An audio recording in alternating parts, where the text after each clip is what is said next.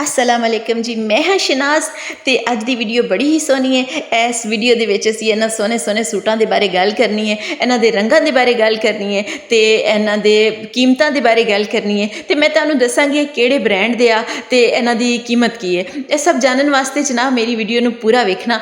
जनाब बहुत शुक्रिया तुहाडा प्यार देण दा। ते इह जिहड़ा ड्रैस साडे सामने आ रहा है उहदा रंग भी बड़ा सोहना है, इहदे नाल जिहड़ा दुपट्टा मैच किया गया वह भी बड़ा ही सोहना लगदा पिया। गले ते बड़ी सोहनी कढ़ाई है, दामन ते भी बड़ी सोहनी कढ़ाई है, बाजुआं दे अगे बड़ा ही सोहना पैच है। तुसीं ट्राई जरूर करना, बड़ा ही सोहना है सूट है। जैकवेट दा सूट है जनाब, अद्धी कीमत ते मिलदा पिया, बहुत ही कमाल दा सूट है जी। दूसरा सूट साडे सामने जिहड़ा आ रहा वह भी बड़ा सोहना रंग है माशाअल्लाह जी। ए तुसीं वेख सकदे हो, दामन पूरा कढ़ाई वाला है, बहुत ही खूबसूरत बाजुआं दा पैच है जिहड़ा कि तुसीं वेख सकदे हो। दुपट्टा बड़ा सोहना है, दुपट्टे ते लैस दा टच है और बड़ा ही सोहना जैकवेट दा सूट है जनाब। बहुत ही प्यारे सूट ने, इडन रोब दे सूट ने, अद्धी कीमत ते मिलते पे ने।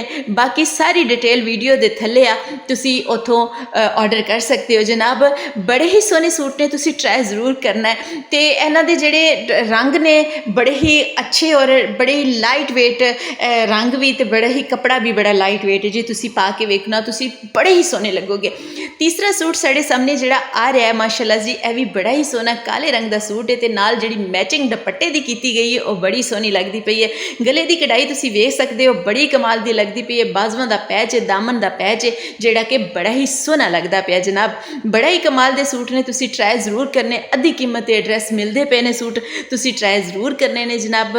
ते शनाज दी वीडियो नूं लाइक शेयर सबसक्राइब जरूर करिया करो जनाब। तुहाडी सपोर्ट दी थोड़ी ज़रूरत है, मेरा चैनल अभी नया है, मैनूं तुहाडे सपोर्ट दी बड़ी ज़रूरत है। ते अच्छे अच्छे कमेंट्स करके दस्सिया करो कि मैं पंजाबी विच वीडियो बनावां कि उर्दू विच।